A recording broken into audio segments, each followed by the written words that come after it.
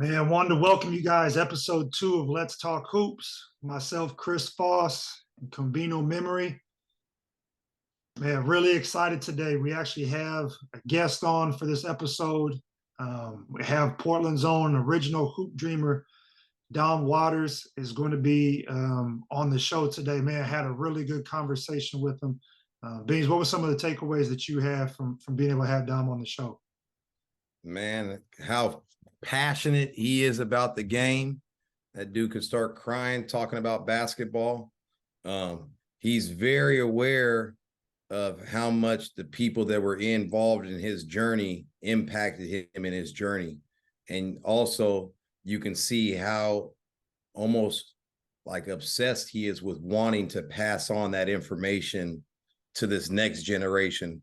And I think that me and you too got to find a way or an outlet to help him with, because he's got a wealth of knowledge that it needs to be shared with our community, but not just our basketball community here in Portland. I think globally, he's played all over the globe, played 11 years professionally, top shelf at the highest level in college basketball, and the same thing in high school. Basketball has taken him all around the world, and For sure. And I think, to echo the part about the passion, but I think because of what his journey's been, because of the people he's been able to have influence what that path was, I thought that really came out well when we had the conversation. And as an opportunity for players, I think honestly for coach, I know for me, and I happen to be the same age as Don, but obviously in different spots in what our basketball careers and journeys have been. But even for me as a coach, and this was the case even the past couple of years being at Portland State, there's just so much knowledge that's there, even in what his career has taken him to now, and owning his own construction company. And he talks about that a bit during the conversation. But I think there's just so much there to be able to glean from. Man, really excited for everyone to be able to hear, a little about his story, but for him to be able to sit down and talk hoops with us today on this episode was really, really refreshing to be able to have. I tell you what, Foss, they better wear their sandals on this one, because there's going to be gems all over the floor. All over the place, man. A lot of cut feet if they're not careful with it, man, or a lot of sharpened approaches and mindsets. So there we go. Take it and run with it how you want to. Man, the other thing before we dive into that conversation, you guys have a chance to be able to listen to it. Beno, I know you actually had an opportunity last week to be able to do a defensive clinic out in Nebraska with Coach Sean Sturkle and his guys at Bridgeport High School. Kind of not the norm, and it wasn't just a regular camp to be able to do. I know that's kind of on brand with the both of us, but especially for you, that, man, we're not going to approach this thing like everybody else is. But maybe you had an opportunity to do a defensive clinic out there this past week. Talk to us a little about that and how that went.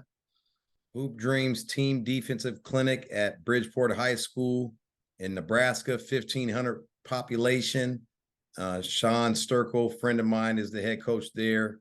Met him when he was at Clark College as an assistant coach years ago, and we always stayed in touch. And then always said that he thought the players I worked with could defend really well. And so he wanted me to come work with his team's defense. And we actually had that school, Bridgeport, and then he had the next town closest, which is 30 minutes away, Scotts Bluff, where Western Nebraska is, a community college, had that coach bring about 6 or 7 of his players. So it was a good mixture. We had about 22. And biggest things that stand out to me going in an environment like that is you seeing how open eyes and minds and ears that these players are, that they're willing and accepting all the coaching and teaching and really want to get better, because they don't have access to this type of resources and teaching in the basketball world that they're in. And so that's something that, like how Dom is obsessed with wanting to pass that on, I'm obsessed with wanting to do that, not only here in Oregon and Washington and all the small towns that don't have access to come to Portland or Vancouver, but doing that nationally in places, a population of 1,500, man. We went into the steakhouse diner in town and everybody's already talking about the clinic.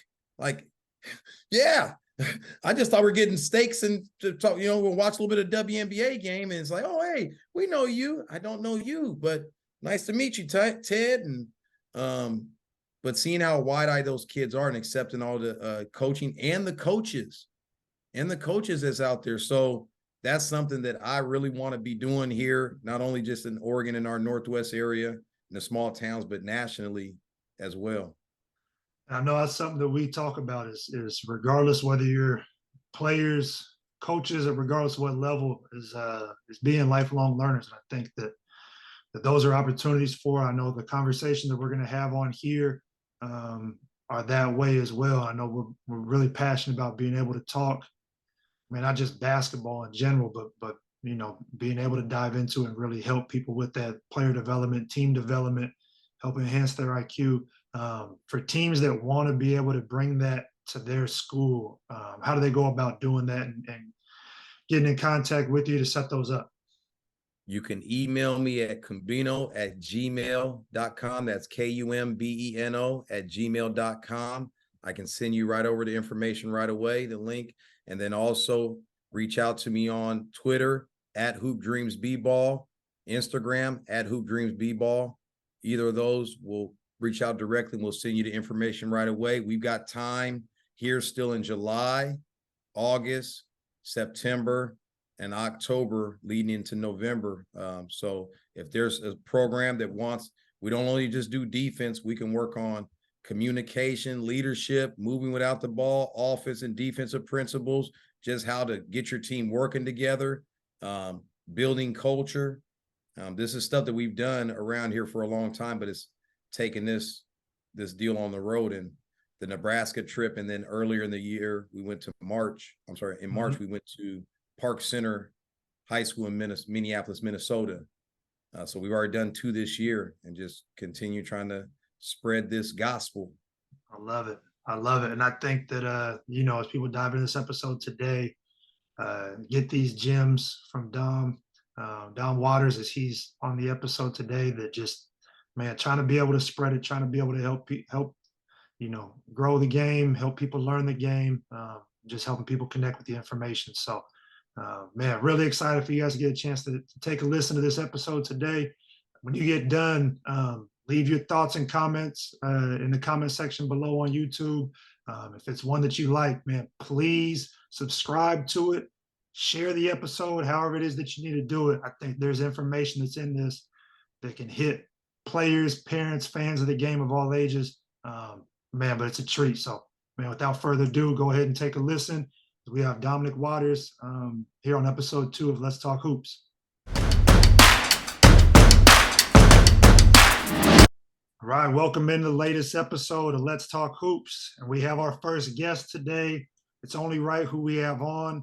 Portland's own Dominic Waters. Man, he was an original hoop dreamer, as well as being from the town. Grant High School, class of 2005. Came back to lead Portland State to NCAA tournament as a junior 2009, then ended up having a 10-year professional career. I want to make sure I get these right.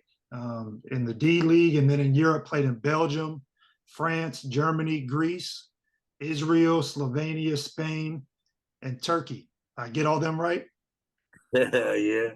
I don't know, maybe you missed a couple, but something like that for sure.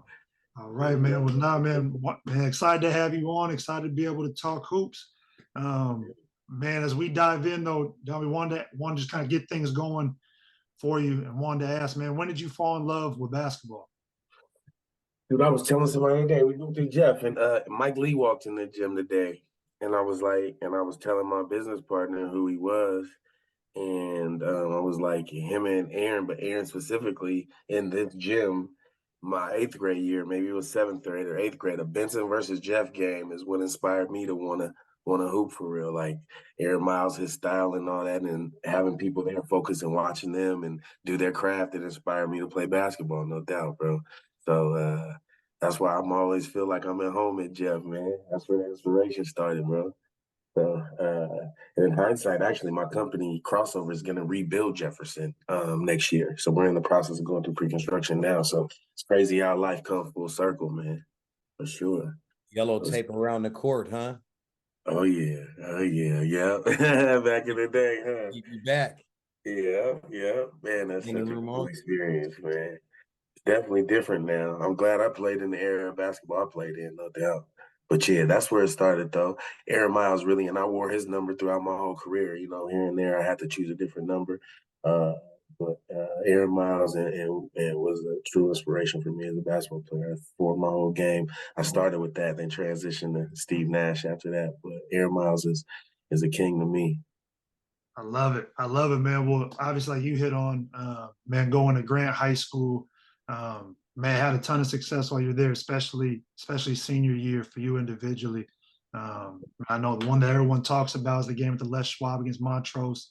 Had 46 against Gravis Vasquez and all them guys that were there. Man, what do you remember about that game? And then, man, just your time at Grant.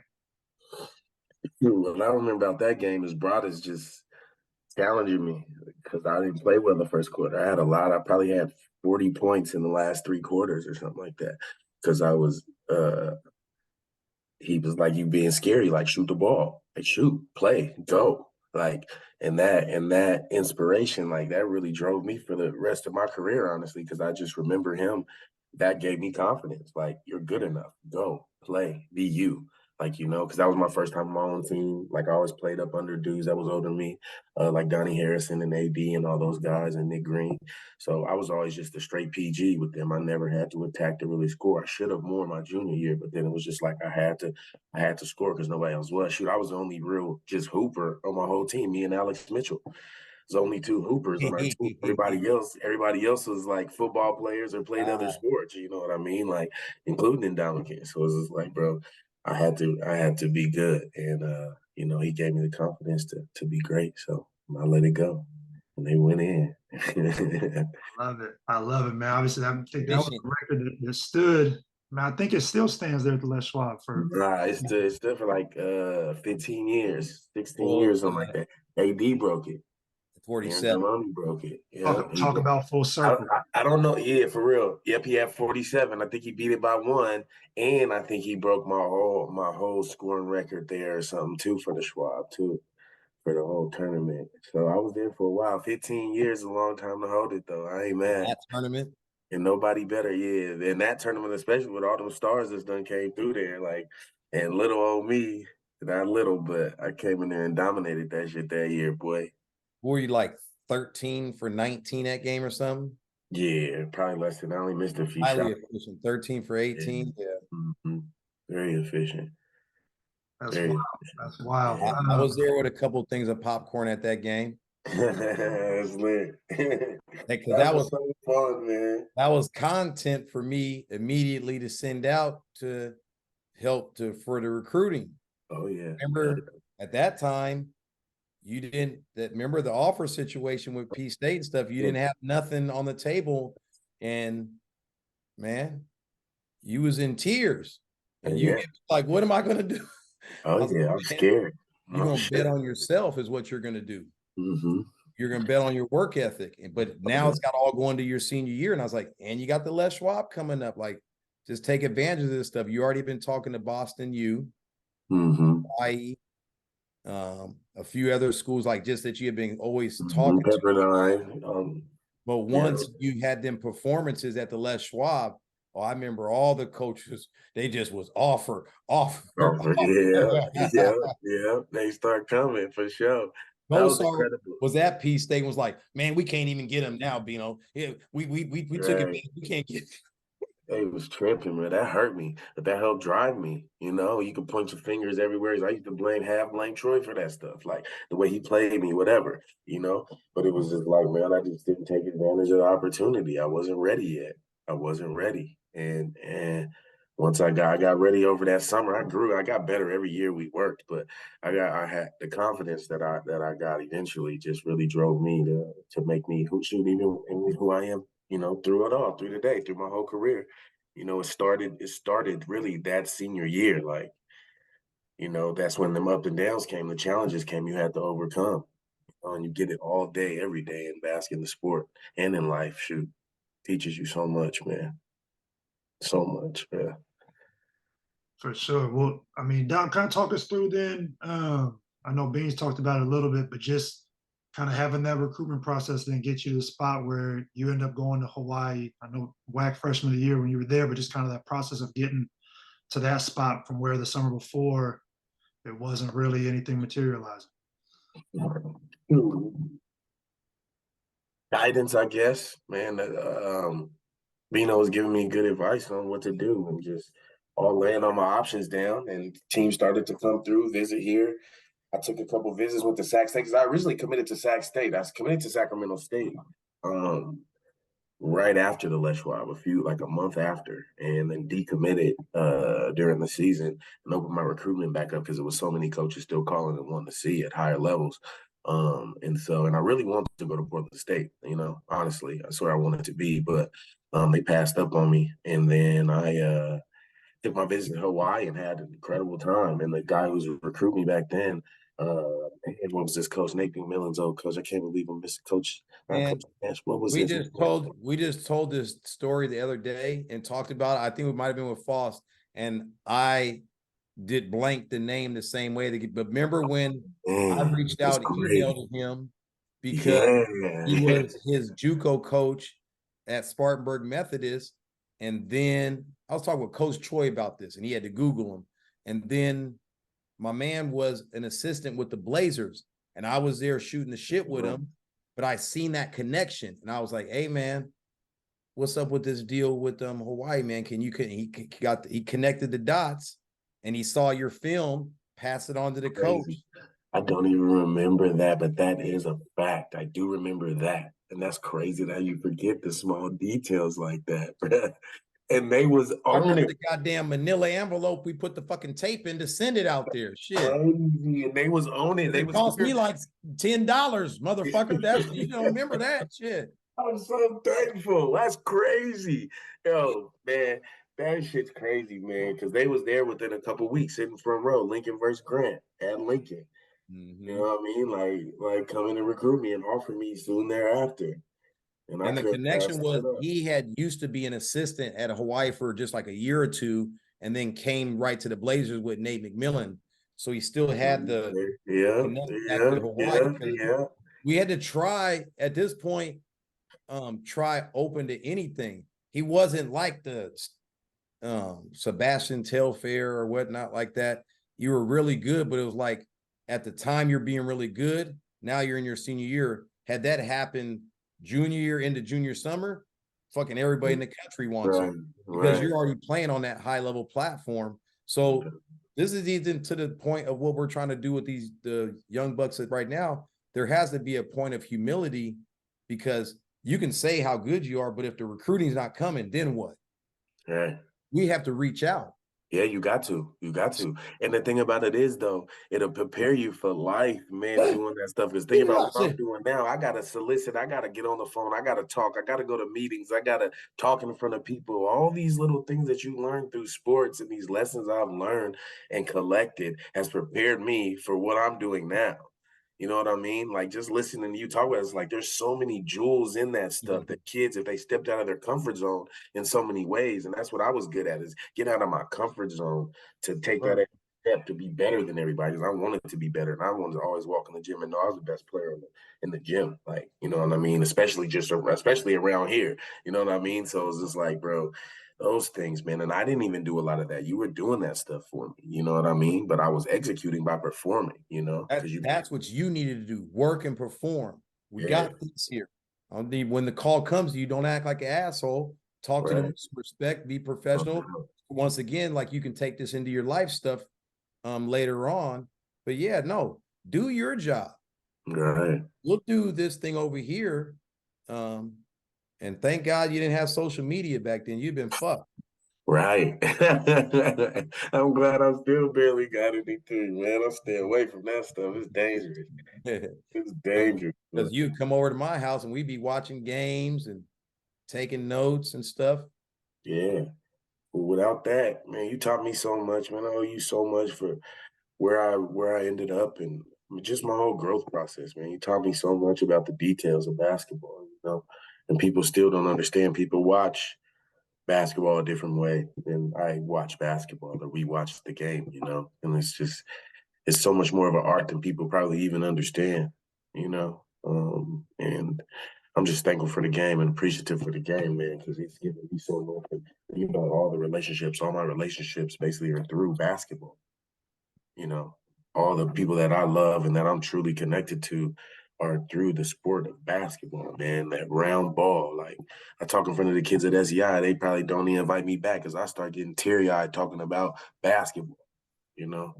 It's an amazing teacher, man, for real. It's giving me, my family, my friends shit so much. So much. I'm thankful that where we came from, where we started at, man. It's The experiences. man, the experience. We went through tough times and crying, like you said, and you always giving me a shoulder to lean on and giving me the truth and giving me game and giving me confidence, man. Your team and your people you surround yourself with is so important, because if I didn't have you giving me the confidence and the understanding how to work to be better than everybody, then I don't know what would have happened, man. I just took advantage. Because I just took advantage of what you were giving me, because it's God, man. I'm thankful, for real. I'm thankful. I put some tears in my eyes, man. Shit. Real, Stuff. I I tell ain't him, got they nothing got some with bugs in my eyes, man. Some bugs right here, shit, man. yeah, man. I'm thankful, man. I'm appreciative, man. And I was lucky, bro, in so many ways, A lot of people, you gotta think about it. Think about how many kids you tried to help that didn't want it. I can think of some names right now that I shouldn't say on a public platform. It's like, think of how many kids that are lost that needed a big homie, a big dog to show them the way. Like, think about that, bro. You was really my first big homie to give me the game and show me. You know what I mean? Like, people don't get that. And I got lucky having somebody that was just loved on me and wanted to see me successful. And I just followed it. And people don't, and that's why I'm lucky, because people don't get that chance. For the people that aren't receptive to what he's trying to give or what you guys try to give to these kids with just love, and information, bro, and they don't receive it or take advantage of it, or at least take advantage of you, like, give me more. you know, for real, dog. I wanted it all. I was knocking on his door. He didn't want to answer to watch something or analyze something, or you know what I mean? Like, I I'm remember a putting up couple times. building. I told you, hey, Dommy, man, Hey, hey man, I'm calling. And I'll talk to you tomorrow, man. We did enough basketball. yeah, we did it. yeah, man. I love you. I will see you tomorrow, man. For real, man. That's I funny. said, I just need just a little bit more. I need a little bit more, because I was in love with it. I still am. Yeah. Still am. And just not coaching wasn't for me. I don't have the temperament. Yeah, Dom, you got how much, I know you talk about, man, getting the opportunity to develop and get all that information, and kind of taking advantage of that. How much of that was your redshirt year that you had? Kind of talk through that process. Because obviously that was a year where maybe you had some success in Hawaii, but then came back to a spot that you wanted to be at, came back to home, you had resources, wasn't able to play. Obviously on a team that ended up making the tournament. Just, man, how was that year for you and your development? It was huge. I was going through some confidence. It was just going through some confidence issues leaving Hawaii, and trying to find my identity again. And not, when you transfer to a new place, you just are unsure of what it's actually going to look like. Like, even when I got into it, I assumed I was going to start. I'm a Portland kid. I'm cold. I came from a pretty good mid-major, et cetera, and thinking I'm going to start, man. Got in there and was humbled and came off the bench my junior year and ended up, being our league scorer, second lead scorer, or second in assist too, or whatever, being damn near a starter, finish all games. Anyway, but the redshirt year, it was absolutely fun. I had other really good players that redshirted with me, like Phil Nelson, that we just would go in there and kill them dudes. We was dominating in practice. We was killing in practice and preparing them dudes to play in them games. Like, we had ultra competitive times in that gym, and that was one of the heights of Portland State basketball, because it was just so competitive in that gym, bro. And we was playing. We was playing in the summer. We was trying to beat each other. Me and JD wasn't on the same team. We was going at it, fighting, throwing punches, like not connecting, missing, but throwing punches like mad, like really trying to be, I want to Passion. be the best, huh? Passion. Passion, yeah. I want to be the best. I want everybody in the gym to know I'm the best player here, bro. Period. And the coaches, And it just taught me patience. It taught me to work. Like I feel weak at this point, and just remember my mind thinking specifically about shooting, and I'm crazy. Just like how I wouldn't make and take shots in practice sometimes, just thinking too much, want to be perfect, and just the work I had to put in. And remember in Beno, we're gonna count your swishes. We ain't counting nothing else but swishes. How much confidence that builds though in your brain. Howard Avery should tell me just about the sound of the net swishing, right? And how much listen to Lackey shoot today, like, damn, that shit sounds so beautiful. Like it's so beautiful to hear that swish. Like even think about NBA basketball, how they emphasize the swish with the mic right there, and how beautiful it sounds, man. It's tantalizing, I can say, That is like for music. real, like for Music. real, like with Oh, that sound. So then you think you train your mind to be like, bro, like just try to swish it every time, be perfect every time. You're gonna count your perfections. Like just count those. Man, I used to love that shit, man. It prepared me so much because I was an ultra efficient, like nigga, through the rest of my career. Because I knew I had what it felt like to get that swish, man. And I swished a lot. For real I though. haven't been able to take that drill to a lot of other shooters. Only other dude that could do that from back in the day was Pooh. But see, it takes like high level accuracy. You got to like level up mentally to get to that point. So the point was he was getting 9 for 10 and 10 out of 10 and all the stuff. So doing 5 and 7 spot, like that's not really what's the next level. Like we can go more streak. It's just going to take longer. So we're going to go out of 10 and how many swishes you get. Right. So you would start getting 6 or 7 swishes out of 10 and still making them. But like at this point, you're not the make. Of course it's going in. Like, Right. dang, hit the rim going in. Like you're now getting mad at that when they're not counting that in the game. As long as it goes in the game, you're good. So you've now honed yourself in a different point. And I never met Pooh. Wow. I Zerk. don't even know how that's happened, but I mean, he hasn't been here in a long time too, for real. But I Yeah. never met Pooh, man. You guys all speak so highly of him, but I never got I a mean, chance. he was coming in the gym back then. We never was in the gym together. What gym? He wasn't coming to the club. Man, he was coming to the club all the time. Man, I never met Pooh Jader. Yeah. Y'all must just cross Man, paths or something. I yeah, mean, what's the age difference? he was. I 5 guess he years? and JD played together. Was he a senior when JD was a freshman? Think so, or junior. Yeah, something like that. So, and I was Might be gone. a senior because JD played there as a sophomore with him, I He want to say. played there as a sophomore, and then I was at Hawaii as a freshman. So I was still in high school at that time when he was at UOP, and I don't remember y'all going to his games all the time and shit either. I used Because to I go to feel the like he would game. have dragged me there. Yeah, I I feel don't, like I did. man. I don't know where I'm. I probably see. I seen him play, but I don't Yeah, know if I've actually you know what I mean. I broke would love bread. I to. I mean, know he's here. you know what I think? I think you have, but Dom, you're a connector, and when you connect, it's got to be like we Yeah, hoop, we went and had dinner, and they're gonna be like, man, yeah. poo. You know a lot of people, met a lot of people in basketball, but That's who the you are, you connect with people. You don't just do yeah, passerby. That's like what you're saying. yeah. You're talking at SEI, and they probably thinking you're some junkie or crazy, and you're Yeah. just crying about basketball. It's like, man, this dude on dope or something. You got the Yeah, rookie that came in to talk. What's it's wrong with you? crazy. It's crazy. What's wrong with me is I ain't on social media and I wasn't posting my stats and highlights as I was just doing the work and, Yeah, and the results, but I wasn't like a social media. I didn't want to keep up with the pictures and the selfies and stuff. You feel like you had to do that to be on social media. Yeah, I ain't that guy, man.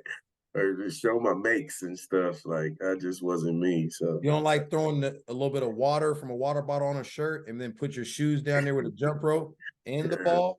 yeah, nah, take a Don't put play. too much water because that'll like, come on, man. What did you do? You got to splatter it on just right. That ain't my style, man. But the real ones know what's up for sure.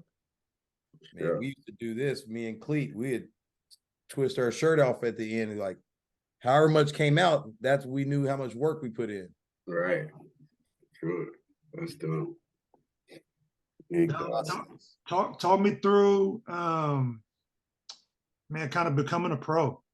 Obviously got done it at Portland State, and we can talk about, man, had a really, really good senior year. I mean, 50, 40, 90 for people to know. You're 52, 40 from three, 90 from the free throw line, average 18. Now that the ball was in your hands and it wasn't you splitting the backcourt, but and then becoming a pro. I mean, obviously that first step was summer league with the Jazz, but just that transition from being, top dog in college to then, transitioning to being a pro and all that comes with that. What did that mean to you, and what was that process like for you?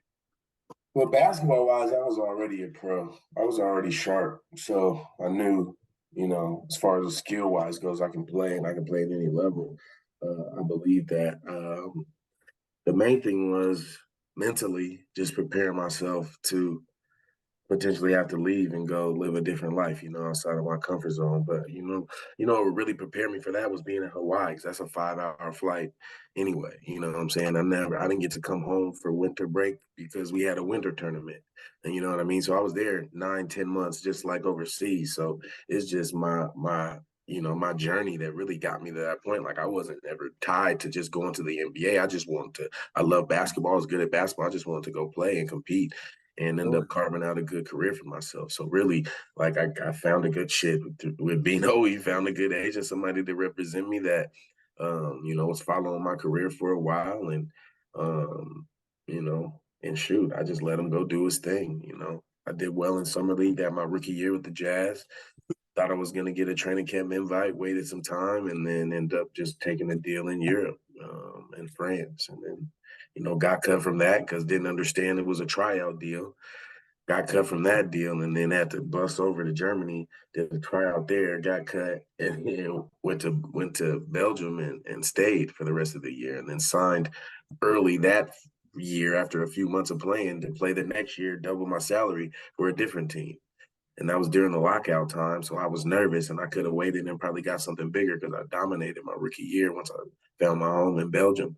But yeah, I signed like in February of that season to play in a different city the next season. So just like that recruitment stuff, that's why kids should never give up, bro. If they take anything from this, is that, like, just like that recruitment stuff, when I didn't have nothing my senior year, kill for one tournament, 3-4 days, and then it turned my whole shit up. You know what I'm saying? It changes your life right then, right? So even in Europe, it's the same thing. You can kill for 2 months, 3 months, you know what I mean? Have a good streak, and then the next year you could double, triple your money, bro.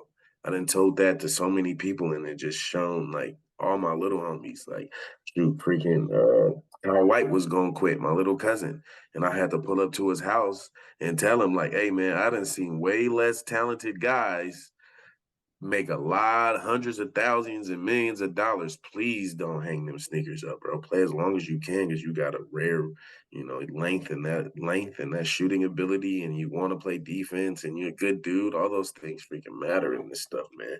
It's all politics, man. I wish I played, even at P State, I wish I played the politics better. I was just being myself, man, and rubbed some people the wrong way and whatever, even though they knew I was a good person. But they just didn't like my approach sometimes to the game. I was aggressive about the basketball. And if you weren't doing the work like I'm doing the work, I'm going to be a little disrespectful, man. I'm just going to be honest, man.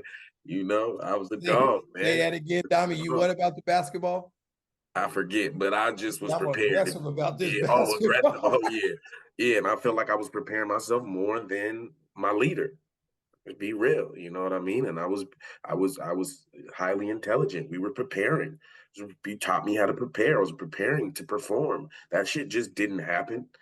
I was preparing to perform every day and get in those spots and make those shots, and knew where they was weak at on defense, and knew this dude takes a little time to get up here. Like, and knew how to play with him, bro. I used that my whole career and watched, and I just was a little different. My mind. I never was athletic. I never had that much speed. I just knew how to get my shit off efficiently and make people around me better, bro, and make people feel important around me. That's what my strength is, I got something for you. Take us through that game. You got the big snowstorm. I think we're in December up in Gonzaga. They're the 10th in the country. And you got to go up with the Portland State Vikings to play up in Gonzaga's home court. We almost missed that. We almost didn't make it. We ended up making it, you know, a few hours before we were supposed to play, something like that. I remember standing out at the side of where Chipotle is now on campus, like in the snow, me and JD standing on the corner, like, bro, we really about to miss this game because they kept going back and forth, back and forth. What we gonna do? Are we gonna bust it? Because we can't fly, this, and that. We end up hopping on the bus, barely making it. Did like a shoot around in the hotel. First time I ever did a shoot around like that, just a walkthrough in the hotel. Didn't even take shots before the game. I mean, the day before, none of that shit on the floor. We just showed up, did our walkthrough in the lobby or whatever. It was a conference room, and then went to the game. I think that played to our advantage because we felt like we had nothing to lose, you know? And we went up there and hoop, man. Hoop. It We was just had fresh. such a good team, man. We had such a good team, such good players, so unselfish. Like kids just don't understand what that means, and they think they got to get it all and be themselves, do it all themselves. If you sacrifice yourself for the greater good of the whole team, bro, you're gonna get seen, you're gonna get noticed. You know what I mean? Your skill set will shine in those winning moments because everybody don't need that, you know. So that was an epic win. That was a huge wins for Portland State, man. That was a huge History of win. Portland State. Yeah, for sure, bro. That Not was the just biggest that win. season. Yeah, that History. might have been the biggest win in Portland State history. Say that. Like, non-conference. I'm not talking tournament. I mean, we ain't won no tournament games yet. Besides us winning the Big Sky and the Big Sky tournament stuff like that. But like, that's the biggest out of conference game Portland State history, bro. They should really put our team in the Hall of Fame. I ain't talking me individually. They should put our team in the Hall of Fame, bro. We are damn good. For sure. I remember that being kind of the talk before we played Gonzaga on Thanksgiving this past year. Was the last time that Portland State had played Gonzaga was when you guys did, and I think they were actually 7th in the country. Yeah, I was gonna say 8th, but it was something like that. Yeah, it was more than 10. You guys played, and it was so funny because everybody they kind of talked the game even before we played. I think just comparing the program's histories were like, man, this is so lopsided. And it was like, hold on. I know some of you guys might not understand the history, but the last time this happened, the little guys won. Oh yeah. Yeah. Hell yeah. Hell yeah. We knew he was good though. We was so good, man. We were well led, well coached, man. Well coached. Kumbeno was a great coach, man. I wish he stayed around for my senior year, but you know, through winning you get success, man. Man, through winning, man, he went and bossed up. Good for him, man. Good for him. But yeah, man, I'm so thankful I transferred to Portland State, man. So thankful, man. I would highly recommend any kid from the city that wants to be good to come play in their home city because it'll also motivate you to play better, man. Play better in front of your people as opposed to away and wherever else you at, you know. Especially kids they gonna get a ball to, man. Damn, why wouldn't you want to be the star at your hometown team right in the heart of the city, man? I had billboards all over the city that year. Like, you know, I feel like a king at home, bro. Why would you not want that? Why would you not want that, man? For Now, real. Out in the street, see Dom and JD on the damn, Phil Nelson on the fucking getting Right. off the exit. What the? Rocking. We was good. We was good. It was good. We was damn good. It's All crazy. those I be games were saying fun that to all the watch. time. Like all the time, like I can't believe we're the last team 13, 14 years ago to make the tournament. Even before then, like who made it? Got to get some type of tradition made, man. Like, got access here. We got players in the city every single year. All you got to do is keep players home. There's got to be some type of pride about Portland. Might help to have somebody from Portland on the staff. Right. If the brand of the school is called Portland State. Right. Essentially, you might even want to have some coaches from the state of Oregon on the roster.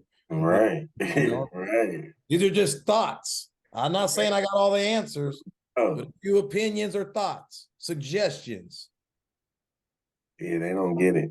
That's what I'm saying. Even down to PPS or even at Portland State, like how many of their administrators are Portland people that really care about the, like you just said, the emphasis on Portland, right? Like not many people are care about that, and that's why these things suffer, man. Well, you got to have people in there, like I said, that's from From the Portland, turf. the gang of Portland that believe in that and have pride in it. And also, I'm a Portland State alumni. I have a Right. degree from Portland State. Oh, it's around here somewhere, but I got it. Hey. you know, so I mean, there's a different set of pride that's there too that you can appreciate. It's if we have tools and resources in our community that can help make that situation successful, why are we not tapping into these? I don't understand that either. I don't really know, but I'm not having Well, a conversation as far yeah, as you was in it, so I just really don't understand. I think it's just weak. They're that low. They're that weak. What is it like? Why can't you recruit here? Why can't you get these kids? I mean, not even the ones that's already gone, but like these young kids coming out. Like, how do they not understand? Especially with social media, it don't matter where you go. you got 2 kids right now, well, probably 3 at least between, well, maybe even 4, but at least you got Jaden Stepp, Marley Zeller, and Isaac Card. Is just like, it's hot right now. Them somehow, man, yeah, I'd be like, hey, how you doing? This the hallway of Central Catholic, or hey, whatever I'm able to do to be visible. Because if we can start keeping some of these home, and I feel the same way. I mean, a different type of pride, but Portland, period. I would love to have as many kids at UP in Portland say to stay home. Like this is good for the community, but I don't want to go deeper dive on this because we can beat this up till the cows come home. But obviously us 3 have a tremendous amount of pride for the city that we're born and raised from, and also being deeply involved in basketball. Man, and passionate. Like I love basketball. I don't just like the shit. Yeah, I can be aggressive about it. I can cry about it, all these different emotions because I love it. Yeah. With that being said, I'll do any fucking thing for this game. Right. Man. Dom, you mentioned having a conversation with TY. I know outside of this, we've talked about when Mike James was in Europe and was playing third division. I think you guys were actually in the same country at the time. Do you recall all the conversation that you had and kind of changing stuff around for him? Yeah, he was in, it was second division Israel, and he had left a couple teams, ended up there, and I went to see him play a couple times, and I noticed a couple things. But first of all, how dangerous he is as a player. Like you see it at right, it doesn't take long to see it. It's just a quick, huh? Dangerous. Oh yeah, that's my nickname. But he's freaking so dangerous with the ball, and he draws so much attention. And that was my thing to him, like, bro, because he would just, be Mike James, draw his attention and do something and then finish it, over 3 people. And it's just like I just remember him doing all this amazing shit, and I'm like, man, that shit looks so good, but fall in love with passing the ball and delivering the ball to other people, because once you figure that out, the sky is the limit for you. You have no bounds, because then you'll get less attention on you because they can't leave. They can't leave. Like, look at how much space they're shifting the whole defense over just to stop him. Still in EuroLeague today. That's what I'm saying. Like, it was just, he was knifing through, of course, that little shit, but it was just like, bro, if you learn to enjoy delivering a pass, bro, you'll be rich. Period. Nothing else you can say. You know what I mean? Because by that time I had played EuroLeague already. I had played EuroCup already. I had already seen all that stuff to know, like, this nigga got everything he needs to be one of the best in the, you know what I mean? That simple tweak though, making him believe, because he believed me because of what he knew that I've been doing, and because now he was in it. Even in college, you don't even understand what Europe is like until you get in it, right? Yeah. So it's like but once he got in it, he understood, like, hey man, and that right there really, I think, helped him turn the corner. Of course, his own experience. I'm not saying I'm the one that inspired him to be that way, but just him getting that information so early in his career, like, you're that good already. Just do this, and you're unstoppable, bro. And he's still just unstoppable. I was just telling him he's on that trip in Cabo, man, like, bro, you are amazing.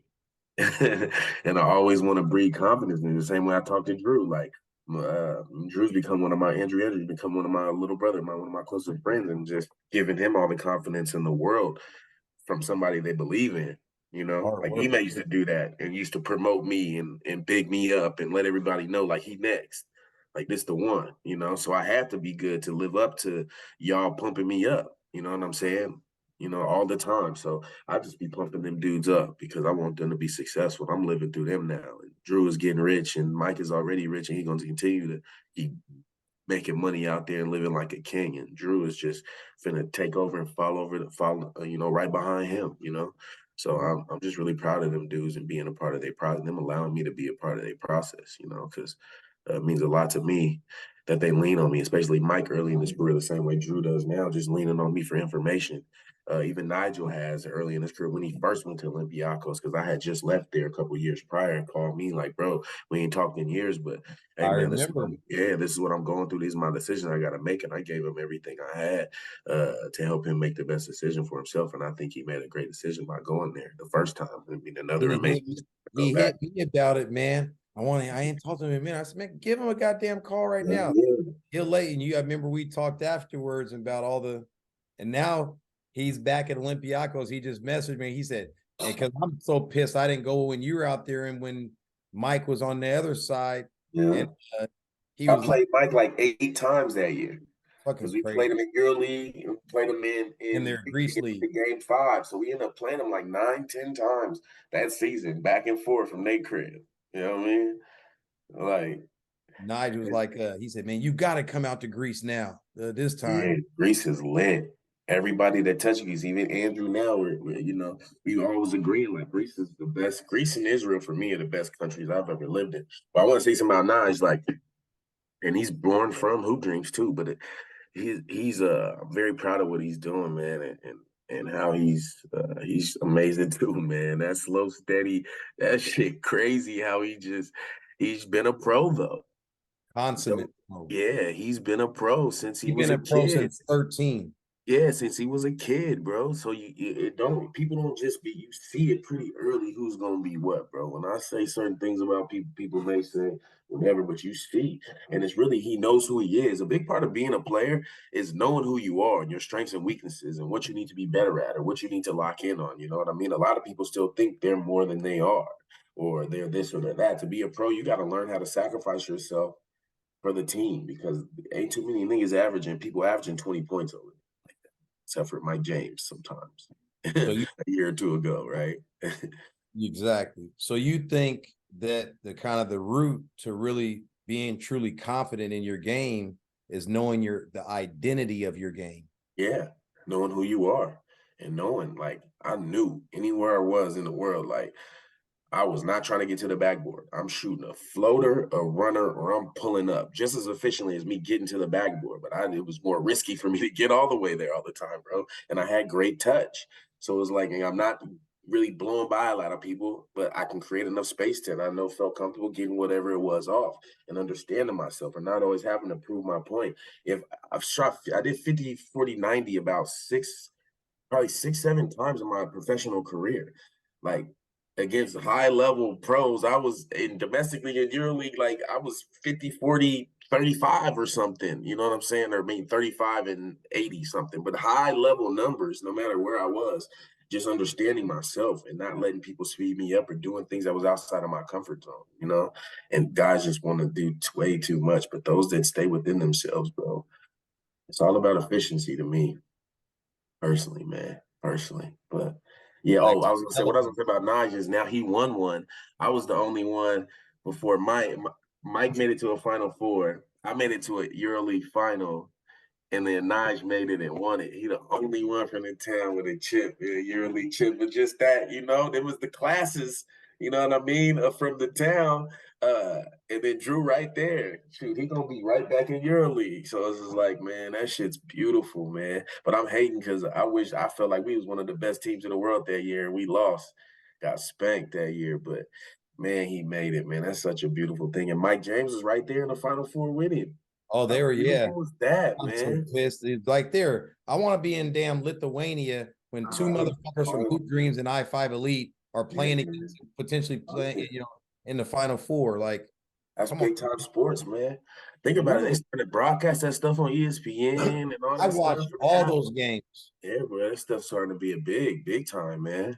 Big time. Energy for those playoff, the playoff games leading up to the EuroLeague Final Four. With the energy out, did you see them come back from 0-2 down to Partizan? Nigel? Mm-mm. and they Oh flipped yeah, because of the X him fight. over the Because of the brawl. fight. The fight. Yeah, Bro, yeah, yeah, yeah. They wasn't supposed to be there. That's what's that's so what I'm crazy saying. about winning and when the timing of winning and calling people winners and all that stuff. Like this timing is still just everything, bro. Like that fight breaks out. Partisans a better team. You know what I mean? They're But then probably they gonna had go Prunty go out for a little bit, and right, Exum was out because of injury. So then right, they get a game or two. Nige had a really, I think, big game two to right. them where he had like 21 points, like highly efficient. He might have missed like one or two shots, and hit a buzzer beating three for them to win, or three with a few seconds left. But to see how you had to, like you're saying, literally possession per possession. You make 2-3 bad plays, you're done. They're like you're gonna lose this Oh game. no, Every possession was counting there. every possession counts, man. Another thing about Nige, I know he's professional, bro. Like shuts his mouth, does his job, doesn't talk back, doesn't say nothing. Like Don't mean he don't feel none of them oh, stuff. no, yeah, like I Good. wasn't good at that. And one thing I wish we did more with me, and it's just probably my internal whatever it came from me as a kid, just had to react to things. Like I could have made 5, 6 more $1 million if I just learned to keep my mouth shut because my talent was good enough to stay at the EuroLeague level. I just could not be Dom, bro. I couldn't keep my mouth closed, bro. So it was tough. And they will kill you in their territory. They will get on the phone and talk bad about you to their friends who are other coaches that'll give you a bad reputation. But then if they get to know the person or they speak about the person, you can't say I'm a bad person and just say, hey man, I'd rather be safe with this guy that's a little less talented than him, but he keeps his mouth closed and he just does this, right? Like I I knew I understood what was going on. So I always felt like I had to teach too and challenge things, you know? I like it. Like, bro, I'm watching this. I understand like I can contribute, you know, I can do more, you know. I want to do more for you guys and help you guys win. This ain't about me because that's gonna come anyway, you know. But big ups to him, man, because Mike James don't even do. I was laughing at Mike because Mike runs his mouth and cuts people out of time, but his talent is so vast that he just overcomes all that he can. They got a plan to put him on the floor because he's so amazing, right? Like it's so I'd be funny like, about come that. on, though, Mike. Come on, man. Just He's a just do nut, one good season and see you can do right? it that way. You're good. He's always been that way, though. But Gotta be he's been. yourself, though. You got That's to what I be respect yourself, though. about Mike. Yeah, And that's what I straight up. respect about you. Yeah, like I people ask me that in Europe like all the time. Or used to ask me about that stuff all the time, and I'm like, bro, this is my journey, this is my path. Like I can't. I'm happy at. I'm thankful for the career I had, the longevity I had in the game at a high level the whole time. Like, and I could have still kept playing, but I decided to quit. But I was just tired of the politics of it. Now I'm in different type of politics, but the politics of it. It starts early, bro. Think about me making second team all Big Sky my senior year, bro. Like, think about the politics. If I would have played the politics and kiss ass to the coach at that time, it would be different. You know what I'm saying? Like, I'm bringing all the guys in the gym. They're good because all my dudes is here kicking our ass all summer. You We in said here, no, so you said now you got to tell the stories now, huh? yeah, man. Like, what? I never did nothing like That's this. called culture changing. So you Oh, got to give, it'd be like if yeah, you do designs and stuff. You're like, no, I'm a graphic designer. You got if you do the exact term to it, that's all now it you get was. your respect. You were not just a college basketball player. You say you are a culture changer. Oh yeah, still You am were, though. you're a community builder. Still am. Hell yeah, still am. You Yeah, straight influenced up. work ethic. Yeah, hell yeah, That's Beans. life changing Thank shit. you for that. That is though, bro. And that's some of the mission I'm doing with my construction stuff, trying to get No more color different. in construction, bro. No different game. And It's that's a what if I brand. ever, yeah, it's a brand. Yeah, exactly. And if I ever could talk to kids, and you don't have to have the same personality as me, but it's just like don't just be a hooper, bro. I put all my eggs in that, but I always had, you know, I studied communication because I I was a communicator and I enjoy communication and I wanted to learn more about the art of communication. Find some, and that's all I do in my business now is communicate relationships. That's how we get the next project, right? So it's just like, bro, learn how to find something else to put some energy into just a little to you know what I'm saying, to have a backup, to have something side to when you're done because it's gonna stop. And you used to hear it, but you don't understand. The thing is, I'll be wasting my breath because you don't understand it till you know, till you're in them shoes, bro. You don't It get it. comes fast, man. People don't be real with themselves, bro. Be honest with yourself, bro. That's the biggest thing. Be honest with yourself, bro. That's man shit. That's grown woman shit. That's all those things. Be honest with yourself about who you are and be willing to be like, hey, man, Bean Dip don't like coming out the house, man. Hey, man, Bean's a homebody, man. Beans be chilling. That's who he is. He stands on that, though. Dang, he's a homebody. I can't be mad at nobody being who they are and saying, hey, man. It's gotta be fun if I'm coming out the house. If it's fun, I like fun now. Yeah. Who's that movies? Fun? Yeah, for sure, bro. Be who you are and stand on that, bro. Like, but I'll just be trying to preach. I got emotional. I know I lost the kids because I kept saying this, like, be a good person. Oh, that's heavy.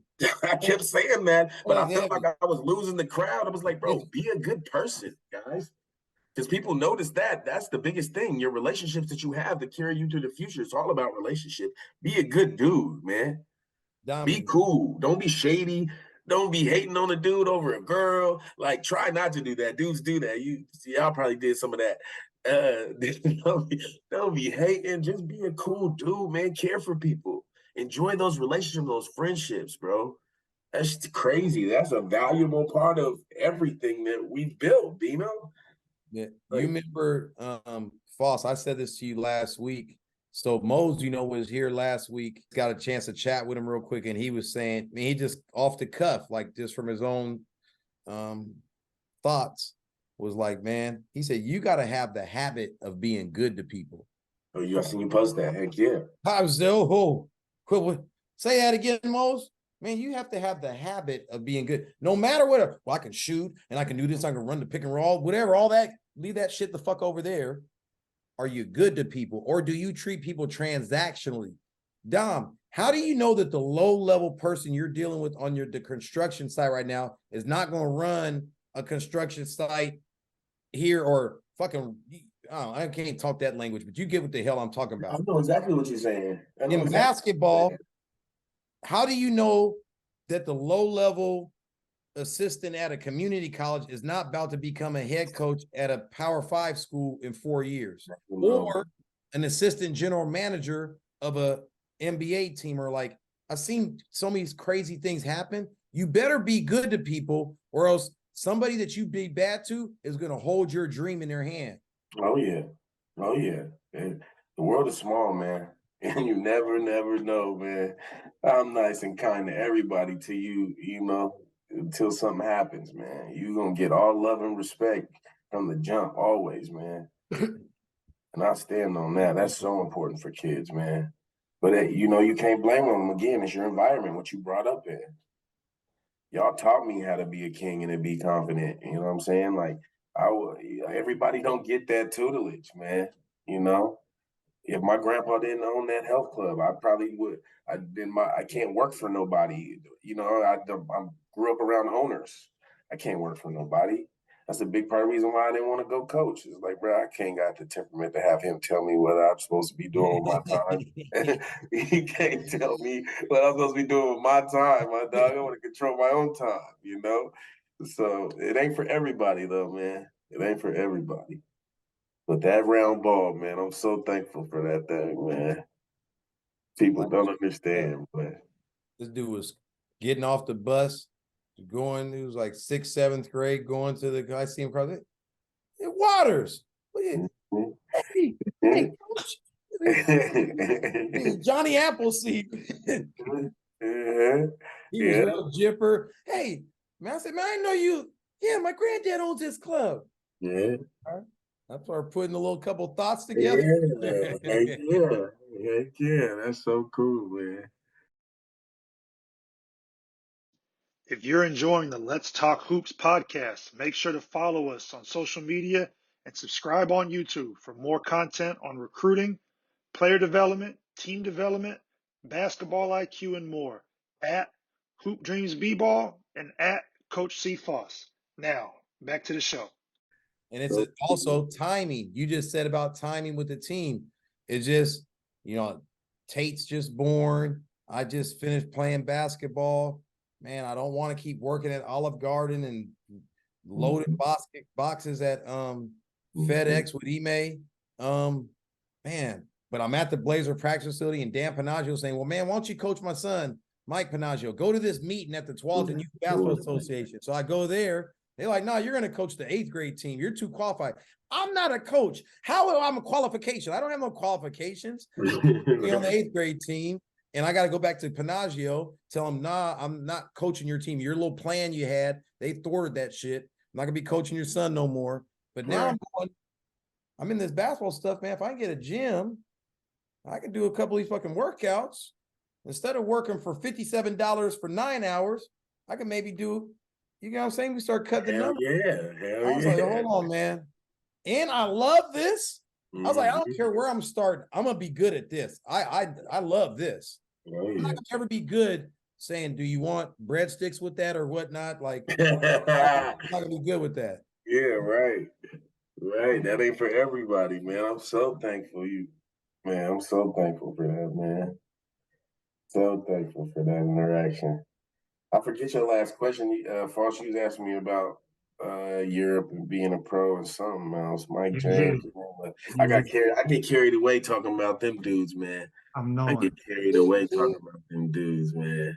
For real, I'm so proud of them dudes and what they doing and where they taking it, man. Like Mike James is really a star out there.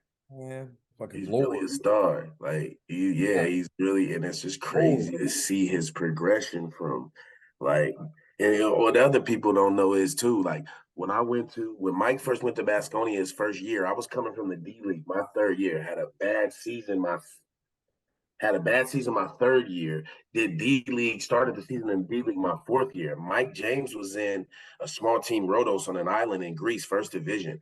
When I told my agent I didn't want to go play no more in D League and I left, I was sitting in Detroit for 2 weeks with Damo, played in Grand Rapids, was in Detroit 2 hours away or whatever at Bro's house, and was fielding calls trying to figure out where I was going to go. When Mike James accepted that deal to go to Baskonia for like 20 something a month, I went to that Rhodos for like $4,000 a month.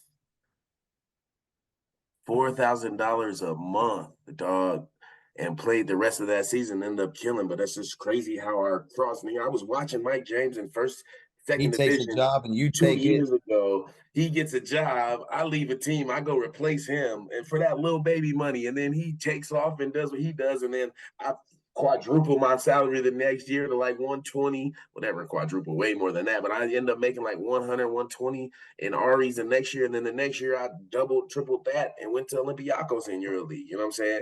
So it's like that stuff happens fast, but that basketball world is just so small, man. And it can happen for you like that, man. Yeah, staying patient and doing the right things, being a professional, and really just letting your talent shine, man. When do you know that your big break is going to happen? Do you have that? You got the document that shows it? I don't know. So you got to just stay prepared. Stay prepared, man. And not stop. Yeah, don't stop trying. That's again, because it can happen at any time. Anytime, bro. Somebody will give you a call or see you and talk to their friend about you or whatever it may be, bro. The assistants, like your assistant might see you on some film and get somebody else and they cracking up film and like, hold on, coach, this dude's pretty good. Let's start following him for next year. Like stuff like that, man. You know, as a coach, Foss, how that stuff goes, man. So it's just like guys just gotta stay ready and be humble and be a good dude, man, because that matters a lot, man. They talk about all that stuff, man. All that stuff gets talked about because they got to make sure you can fit into their environment. It only takes one to like you, bro. It only takes one coach to like you, man. But it's tough to sustain, man. You got to be tough to play a long career over there, man. For sure. It ain't for everybody. What would you say is the best lesson that you've learned in basketball? Best lesson, damn. Hard work pays off. I know it sounds pretty cliche. The hard work you put in is biblical, though. Like, working with diligent hands. As long as you put in the work, God and the game will reward you. And I was diligent with my hands and my mind. It's just tiring when you do it like that. I feel bad for me compared to somebody else that ain't got to think about it. It could just go and rebound and run and jump and set screens and ain't got to read much of nothing. People get paid millions just to set screens, man. People don't get that. Like, set a good screen, get him open, be a headhunter. I just wish I just had the temperament to coach, because those simple things, and I would really make them believe that, because that is so true. Just go rebound. Just go set a screen. What are 3 things like that? You said it's like set a screen, but maybe 3 to 4 things that you're like, oh, these like you just do this, whether you think it or not, good shit's gonna happen. Oh yeah, I mean shooting the ball, of course. Everybody needs somebody that can Big put the ball shots. and shoot it. Yeah, a shot maker for sure. Somebody that reads the game. I mean, people don't read and make reads and understand shifts and defenses and where the open. If I dribble 2 dribbles this way, I'm looking this way. You looking this way. I'm looking this way to see what he gonna do right there. On the backside. Stuff like that or setting screens. Rebounding and being a good teammate, bro. There's not enough of people that are excited for the next person to be good, especially at the college level. It's hard, especially at the low, mid-major college level. High major, you're gonna get seen. I feel like that's a different breed, and you see more people really clapping it up and loving on each other. At the lower levels, they're always trying to, think they're better than to be at that level. So they don't enjoy their experience enough in doing that. Like, bro, when we was good, like it's just crazy what that recipe is, bro. When we was good, we were modeled after Gonzaga. When we was good them 2-3 years, we was all loving on each other and fucking with each y'all other, all hung hanging out. out. Nigga, fucking with each other though. There Like, wasn't no hate. I remember that. wasn't no hate. We was loving. Like I was happy. I was happy to be in the show with JD, watching JD. I was a fan of watching Jeremiah. I grew Even up to Mickey with Polis. Jeremiah. Y'all gave love to Mickey Polis. Yeah, what? Was We was happy for Mickey. He was grinding with us. One of our brothers. Like, how could you not? Like, you know what I'm saying? Like, it ain't enough of that stuff, man. And that stuff means so much to success. Truly. You and JD though on another level, and maybe Foss. We should talk a little bit about that, like him and JD's relationship. Yeah. Dive into that. Yeah, that stuff's important. I don't know what It's like question how you you have guys about. off the. I mean, like, so you guys are on a team, but not only that, you guys are already cultivated prior to being on the team. How you'd already been doing workouts together, playing pickup. Oh yeah. So now that builds like an even deeper bond in terms of you're like fighting for your goals and dreams together. Yeah, but we never was in competition with each other. That's the Oh, I thing. know. Yeah, that was the crazy part because it was like, bro, we both knew each other were really good, and we both knew we was working, like to give me the ball or to let me do my thing. Like he trusted me because he Never knew I know was weird working stuff. hard. I used to keep my Never eye. done. Dog, you don't understand. I had my eye on you two motherfuckers like a like a fucking cane of Corso. I'm just watching. When is this weird shit gonna happen? These Never. motherfuckers getting good, and they never did it, False. Never did it, bro. Never. I love JD to this day. He is star to me. It's hard to do what he did, bro. It's Yeah, hard to he do was the what he first one did, to bro. show up there to be there for his Hall of Fame. Hall of Fame stuff. Hey, yeah, bro. I was happy he invited me. He wanted Front me and to be there center. with him. He wanted me to be there with him. Couldn't pass it up. I mean, I care so much about the person before the hoop just because I know what he came from and his family background and this shit, the work he put in to distract him from that. Now that I know it now, like he dove in the hoop and was so sharp because of all the stuff he was going through behind the scenes. That's why he was so fucking sharp. At the sharp is the word to describe his basketball game. That dude was sharp, man. You don't get much like Jeremiah Dominguez, and people need to wow. Anyway, but yeah, man, I just love the dude, man. And I love people, man. Until you and JD never gave me, like you said, no fake nothing. Always love, always the same person, and no weird stuff, bro. So I did nothing but trust him and love on him, bro. That's just who I am. So still to this day, man, it's happy to see him every time I hang out and sit down. We watched a lot of games together this year, and I was thankful for us to be able to spend time Fun doing that. Man, yeah. I think, Dom, I'll speak this for me, and obviously the next group that gets an opportunity to be able to experience this, and I don't even think it was fully taken advantage of the past couple of years with you guys being back around. But I think that relationship that you spoke to, and obviously, man, we're hearing it, the wealth of information that you guys have and how. Man, it's just special you guys being front and center at your alma mater for a group that, man, might not even have any relationships with those individuals going in, but I think that ties back to the relationship part that you've hit on, how big that is for you to want to be able to have, but then also how much pride that you have in where you've been, and how much pride that you take in being able to pour into people, whether mean, you mentioned Andrew, you said that's become like one of your best friends. I mean, that's not something with him being 6 years younger. That's not a natural relationship necessarily to have other than you guys being from the same spot. And I think that you guys taking on that at Portland State the past couple of years and being available to do that with guys that, man, are younger, that there's not another connection with other than they're in the same, they're walking the same path that you guys walked. And you just guys Yeah. trying to make sure they walk it in a way that leads to somewhere. And I just want them to be successful, man. It ain't even just about wins and losses, but I truly believe there's a right way to play the game. And that's what I was taught. And there's one way. And truly. And it's just like, and I want to help. Even reaching out before when Jarrell reached out. Like I wish he did more. And then he would encourage me to work out a little more. Dami, going to what you're saying the conversation with Luke Jackson. Yeah, little Luke, and his dad and his recruitment and how it is, and just like he seems like he missed out on a few things because he doesn't want to communicate. He's not a communicator. He's afraid to talk or something, it seems like. And I'm gonna try to tap into it because after I texted you that day asking about Luke Beans, the next day I had to fill out my pro-am roster, and I asked Luke to play. I want to play. I want him to play. I want to see what's wrong or what it is or whatever I can contribute for him and be in that environment with some dogs and some pros is doing it that he should inspire to be like Kyle Wilcher and Andrew and Stephen Holt's going to be on the team. Like I got a squad, and so he gets to be a part of that and to get some jewels and have some toughness and shit. Tell him to talk. Andrew got some I-5 elite in his blood. Oh yeah. His 16th year. Yeah. Just a little bit. It's like, man, I'm 10% Samoan. I'm 25% French. I'm a little Irish in you, huh? Yeah, that's my dog. It's funny because me and Drew got so close because back in the day when he was at Benson, he was heavy posting his stats and stuff. And I would tell him, like, bro, you so good. You don't even have to do that. It seemed like you looking for recognition instead of focusing on what you're doing. Drew's always been a really hard worker, too. Always been a hard worker as far as I knew, but I didn't even know him like that. I just knew him through people. He's a next young star. I was hitting him from college when I was at Hawaii. Like, bro, I'll be seeing you post, man. You seem like a dope dude. You ain't got to do that. You know what I mean? And that run through.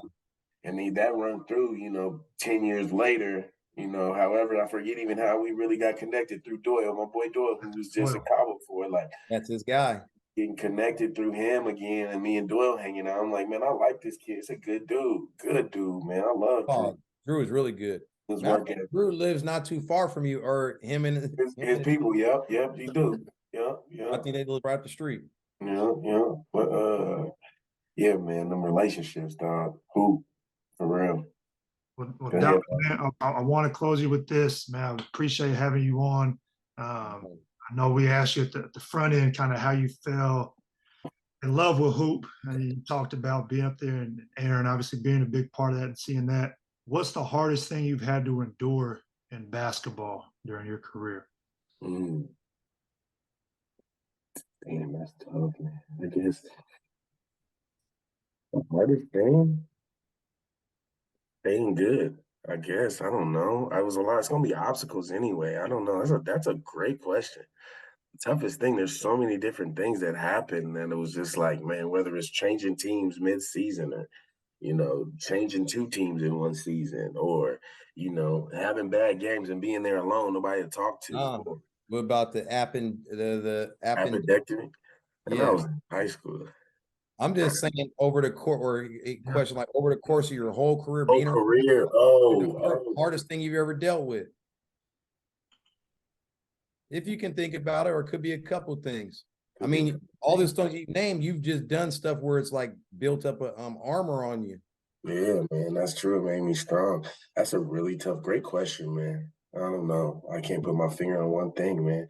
Maybe, it really impacted me a lot was Portland State pulling that scholarship from me in high school. That impacted me a lot. That gave me how you cried, man. Like that hurt.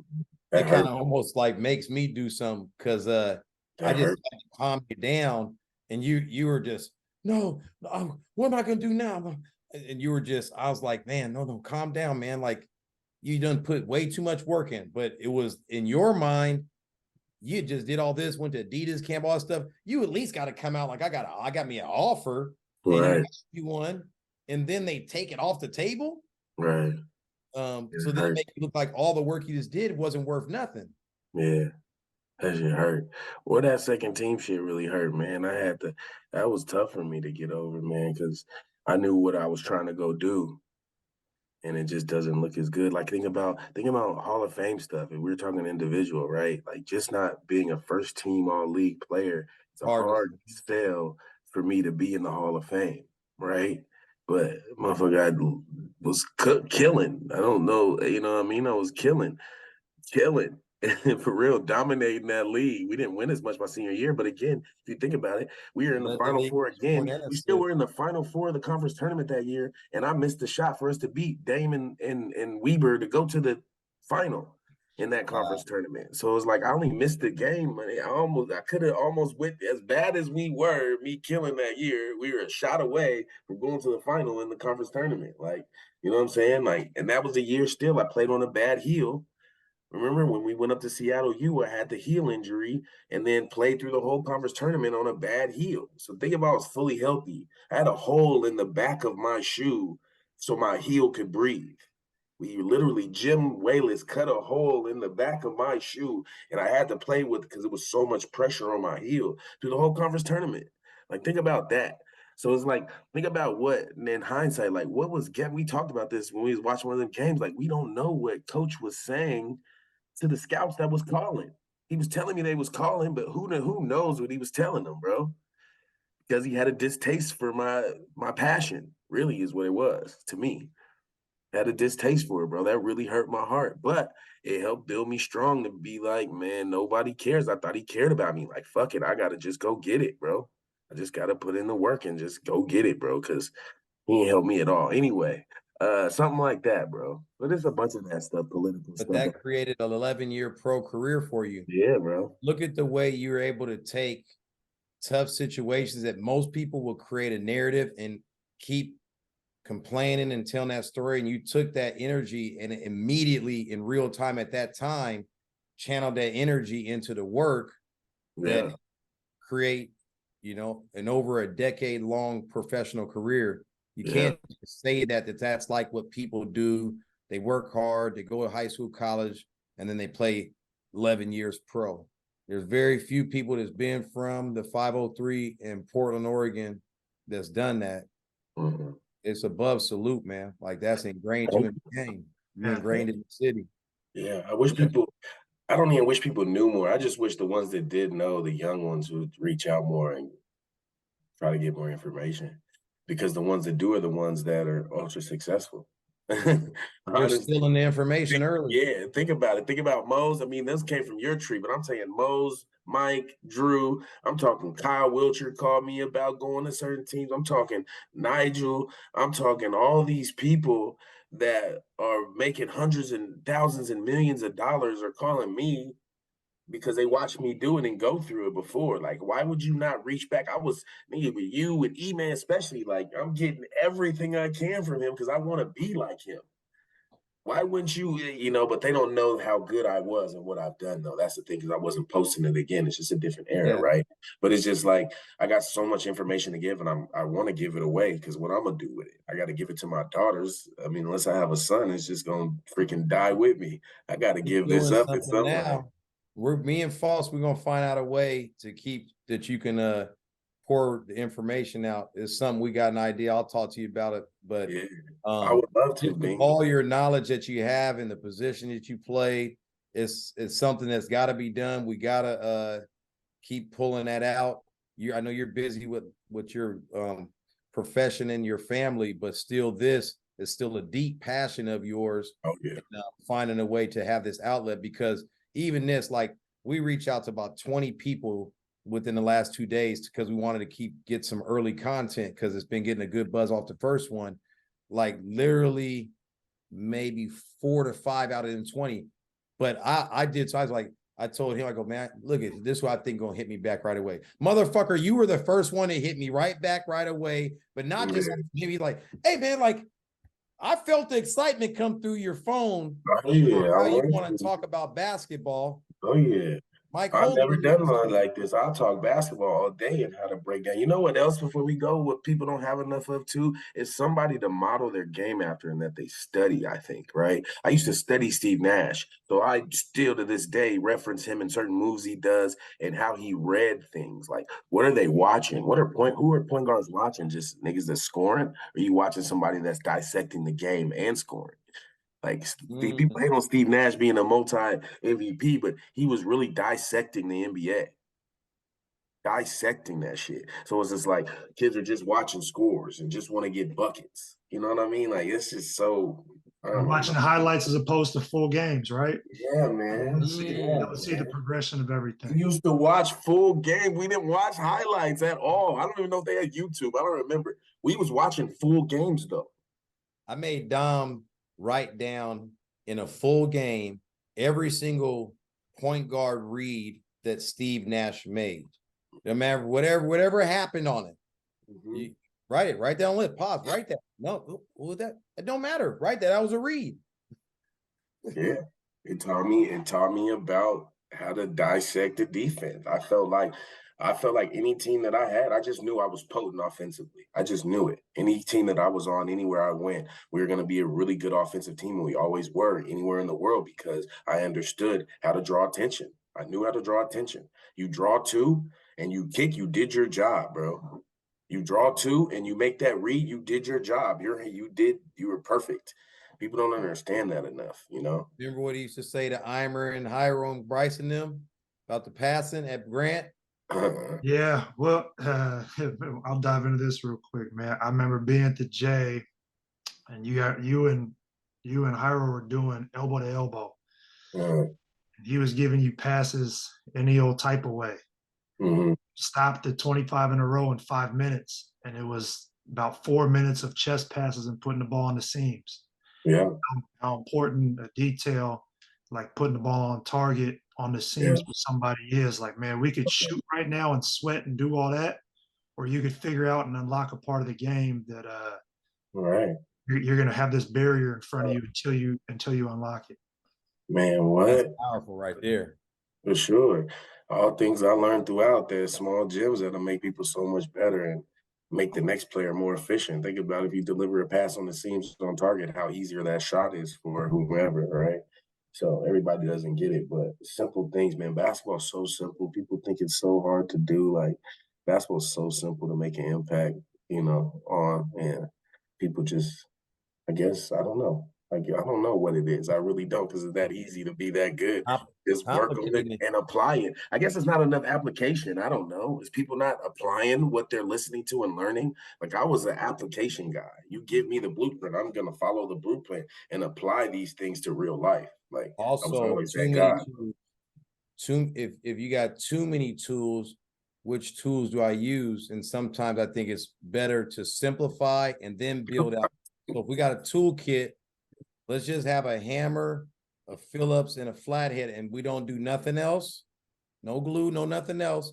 Start there, and then you build wrench, Yeah, vice grips. Yeah. yeah. I don't know. You know the fucking all the you're a goddamn construction person. You can I name remember a toolkit. he was stupid. I remember Brian, what was his name? Little Brian, Brian from P State that time, Curtis. back in Brian the day. Harris. Brian Curtis. Oh, Brian Brian used to Curtis. tell me, like, bro, you got so many moves to laugh because he couldn't guard me. And it was like, you got so many moves. And I was thinking, like, bro, I don't feel like I got no moves. I'm doing the most simple stuff. And I'm just Brian, reading what you Brian doing. was a pretty solid defender. He He was a wasn't the solid best defender, defender. but he couldn't guard me. And he used to be like, man, you got so many moves. He was so afraid to guard me because he knew he had to play real defense because I was countering everything, but Open. simple counters. I was locked on. I know how to break a player down. So that's my thing. Like I know how to get Brian, my and stuff on. he's like an actor in LA or something. That dude is Stuff wild like as that. shit. Yeah. He's funny. Influencer. Yeah, he's an entertainer. Oh, he But yeah, just stuff like that. Like what speaking of what Bean said, you ain't gotta have a lot of tools, you just gotta have the right ones. There's a right way to work. There's a right way to do all these things, man. It's the right way. And it comes back to the art and the passion, like he said. It's an art, man. It's an art you gotta study. You gotta study, man. That's the thing. I just wish I had a group of kids that I could talk to that believe and show them the blueprint and show them what you showed me, Beno. Like what? Start your Zoom session. Chill. Yeah, Hell get him no. on here. I don't All even right, know. here That's ye, part of here ye. It's Dommy. that's part of the reason why I never want to coach two beans, because you got to put a whole practice plan together for these dudes every day, something to keep them engaged. Like what What you y'all gotta do, do for what the you do, construction boss. site? Never wanted. That's kind of. I got a my partner is the field manager, so he manages one of the main things. I do all the business stuff, right? I'm So on it's your like head. forward facing. You're right though. It's the same stuff, but it's just like, bro, I don't want to. I got to think about what's going. What I just never wanted to do that stuff. I watch so much film. I'm tired of watching film. I play so much basketball. I do not care about playing basketball no more, bro. For real. Says the guy that played basketball today on 4th of July and Facts, got facts, facts, facts, facts. It's been like 2-3 months though, B. Like 2 months, bro. I be taking big Yeah, laps. last one we was up there. That's the last time I Something was. like that. See, that's crazy, but you still working out, bro. I don't like working out unless I'm getting paid for it. I got to get better. I'm getting love handles, Beans. Yeah.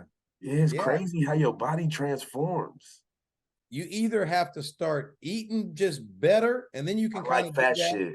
or I like you have fat to shit. still, okay, then still be. I was just talking about this earlier. You're Dom, the athlete, Right. played in college and you're a pro. You don't got to go do all those pro workouts, but you know how to do 3 days a week, Yeah. 3 sets of 10, and Yeah. do Yeah. that. Because there's Jane and Johnny that are just fucking people that were never in sports, and they don't know what the fuck to do. That's why they're paying this other motherfucker to be their trainer. You don't need no goddamn trainer. That's facts. So you're fucking off the church's money by doing that. Get in the damn gym 3 days a week, man. If not, come over here to Vancouver with me and Ken John. For real. We've been getting in there. I need to start breaking some sweats though, for sure. For sure. Come on, man. I might have to come pick you up. That'll help motivate me, man. Full circle moment. Go yeah, for real. Bring it back. That's funny, for real, boss. That's funny, man. I love what you guys are doing, man. I appreciate you guys for thinking of me, and I'm happy to be here. Come on, man. You're the first ever OG. We had you on the first episode. That's dope. That's dope. You should do a group one with all, like me, Mose, and a couple of guys just to that shoot kind the of shit. fresh. That'd be fun, man. The content there would be so fun, man. You're giving us ideas right now, man. So fun, man. Imagine Mose on this conversation, laughing at his wife. How many stories? How many stories we got on here?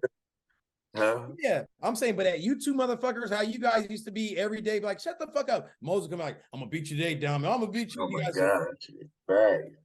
you couldn't leave the gym without playing him, no matter if you could have got bid to go to your mom's birthday and you have to play him 3 to 4 times one-on-one.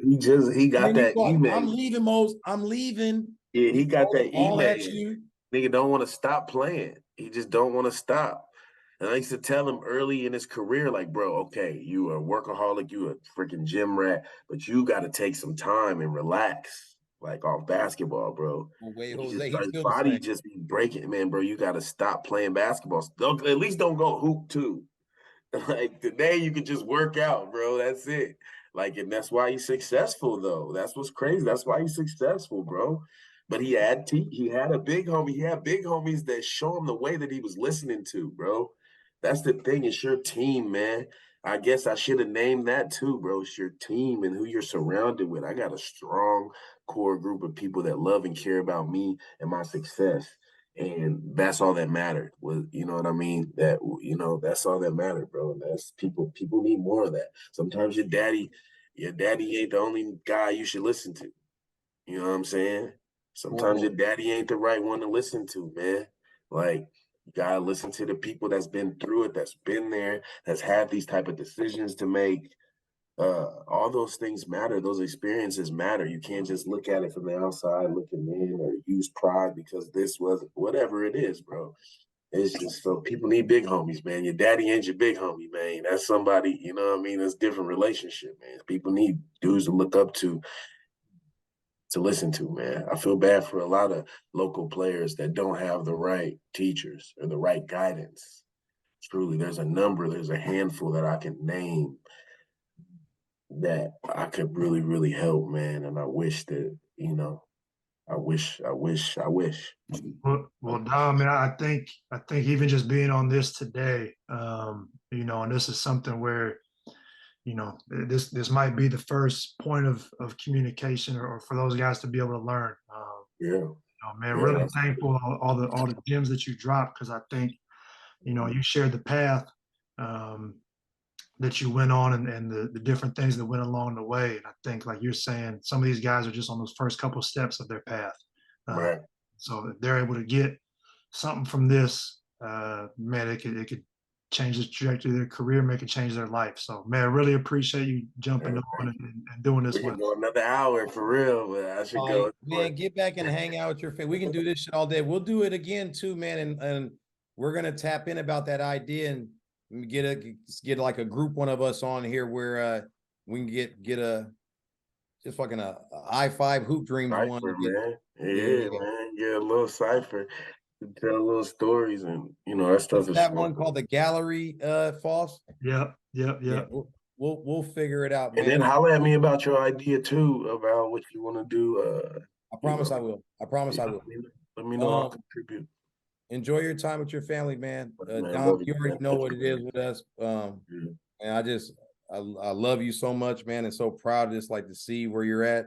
Fuck all the basketball shit. Like we knew that stuff was gonna happen. We put in the time, but so where you're at now, you're running your own construction company, you got business partners, you're a Yeah. father, husband, all this stuff, man. Yeah. I'm really proud of that stuff, man. Thank you, bro. Thank you. I'm happy. I'm happy about our relationship. I'm thankful for you as well, and everything you've given me, man. I wouldn't have done what I did without you and your guidance, truly. So I'm thankful. Thank you. Yep, Yeah, love you too.